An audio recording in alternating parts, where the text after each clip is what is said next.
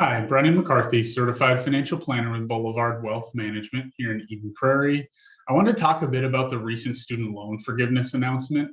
By now, you probably heard that the government plans to forgive federal student loans for about 20 million Americans. There's three things that we know for sure right now, and a bunch more that we still have to figure out. So, the three things that we know: one is that the Department of Education is heading this up.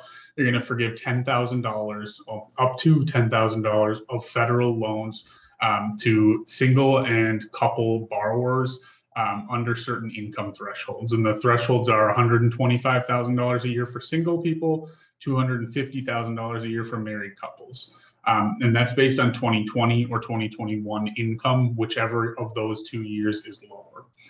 Second thing is borrowers of federally held undergrad, graduate, and Parent Plus loans are all eligible, even if the loans are in default. The third piece affects a lot less people, but is regarding Pell Grants. So recipients of Pell Grants are going to receive an additional $10,000, totaling $20,000 in forgiveness with those same income thresholds. So the student loan payment moratorium also is extended through the end of the year until this all gets sorted through. So this means that your new payment will start on the new balance with minus $10,000 starting on January 1st of next year. But there is one very important detail that got left out of most headlines that actually is possibly more impactful than the $10,000 of forgiveness. So under the new rules, monthly payments on undergraduate debt will actually be cut down to 5% of a borrower's discretionary income. There's a calculation involved in getting to discretionary income.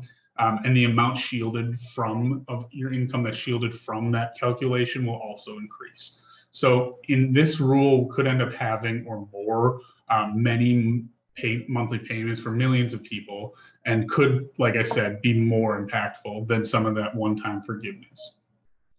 Are you going to owe taxes on the forgiven loan amount?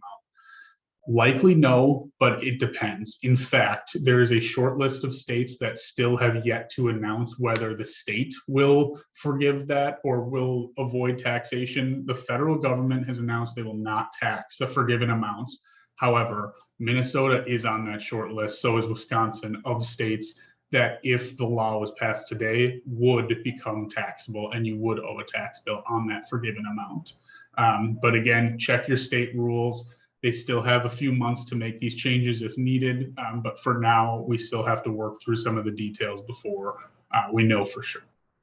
So another thing I keep hearing is, well, I made payments throughout the pandemic, even though the payments were on through that moratorium period. Can I get a refund? That doesn't seem fair. Well, very likely you will get a refund as long as you apply. So any payments that you made since March 13th of 2020, since the beginning of the pandemic, will likely be able to be refunded through contacting your loan servicer.